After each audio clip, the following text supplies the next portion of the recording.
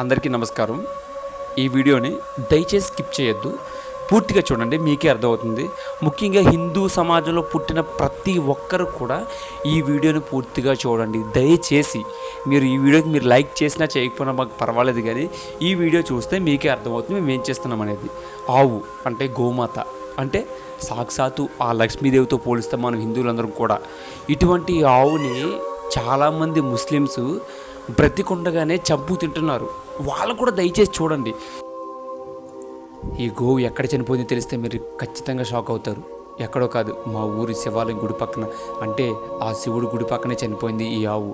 చాలామంది మా ఊరి వాళ్ళు అలా చూస్తూ వెళ్ళిపోయారు తప్ప ఎవరు దాన్ని రోడ్డు మీద ఉన్న దాన్ని పక్కకు కూడా పెట్టలేదు. ఆ టైంలోనే నేను చూసి దాన్ని పక్కకు పెట్టి నా స్నేహితులు 10 మందికి కాల్ చేసి అందరినీ కూడా కూడబట్టి ఈ ఆవునైతే ఇలా మోసుకెళ్ళడానికైతే ప్రయత్నం చేస్తున్నాం. ఎందుకంటే మేము హిందువులం, గోమాతని తల్లిగా భావిస్తాం.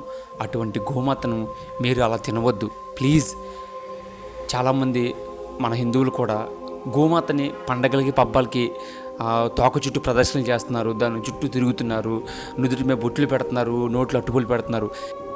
అంతేకాకుండా గోమూత్రాన్ని కూడా ఒక ఔషధంలా భావించి తాగుతున్నారు. అరే అంతలా చూస్తున్నాం మనం, దానికి ఎందుకు మిగతా సమయాల్లో సరిగ్గా తిండి పెట్టలేకపోతున్నాం? అంతేకాదు, మనం సరిగ్గా తిండి పెట్టట్లేదు కాబట్టి అవి రోడ్డు మీద నానా రకాల చెత్త గడ్డి తిని అలా చనిపోతున్నాయి. దయచేసి మీ ఇంటికి ఏదన్నా ఆవు వస్తే మీకు తోచినంత పెట్టండి, అంతే తప్ప నీళ్ళు వేసేసి వేడి నీళ్ళు వేసి పంపించొద్దు. ఇంకొక రిక్వెస్ట్ ఏంటంటే, మన ఊరిలో రోడ్డు పక్కన ఏమైనా ఆవులు చనిపోతే దయచేసి ఒక 4 కుర్రోళ్ళు ఎవరో ఒకరు కలిసి ఏదో ఒక గొయ్యి తీసి కప్పెట్టండి, అంతే తప్ప ఆ గోమాతను అలా వదిలేయద్దు. అది పురుగులు కారి వాసన వచ్చి మన ఊరు మొత్తం చాలా అస్తవ్యస్తంగా తయారవుతుంది.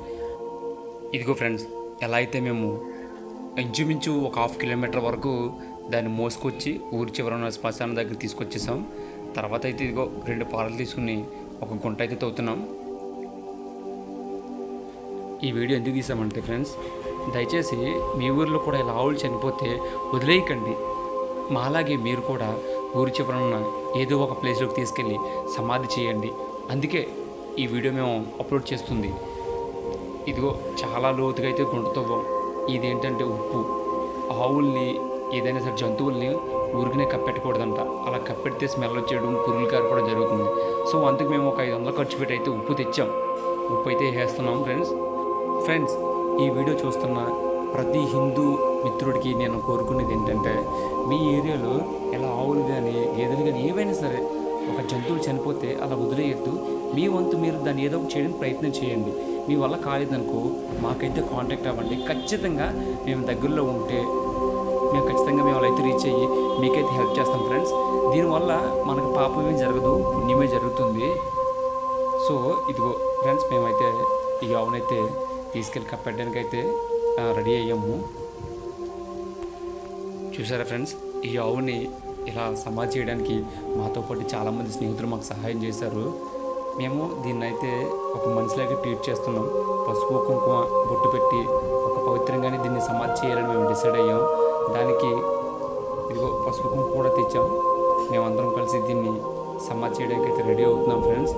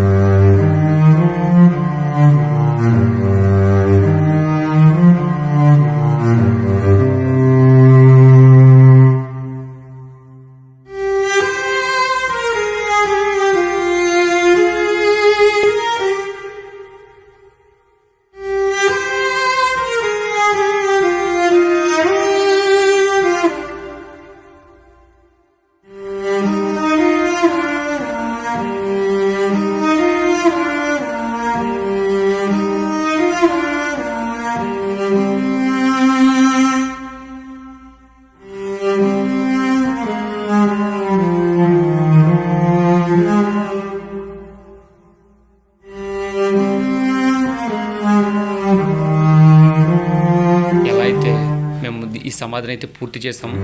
ఇదిగో అగరత్తులు కూడా వెలిగిస్తాం ఫ్రెండ్స్. ఇంకోటి ఏంటంటే మనిషిలాగే దీనికి కూడా మేము చనిపోయిన తర్వాత దండం పెట్టుకుని అయితే ఈ కార్యక్రమాన్ని ముగిస్తున్నాం ఫ్రెండ్స్. మీ అందరికీ కోరుకున్నది ఒకటే, ఆవుల్ని మాత్రం ఇలా అనాథ సేవల్లాగా వదిలేయొద్దు.